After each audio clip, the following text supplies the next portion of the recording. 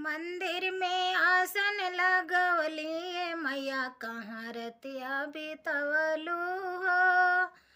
मंदिर में आसन लगवली मैया कहाँ रतिया बितवलू हो।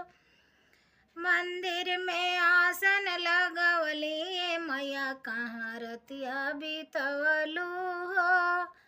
गैलो में गैलो माली फुलवरिया, गैलो में गैलो माली फुलवरिया। मलिया के गजला लो भैली ये बेटी मैं रतिया बितवली हो। मलिया के गजला लो भैली ये बेटी मैं रतिया बितवली हो। मंदिर में आसन लगवली मैया कहाँ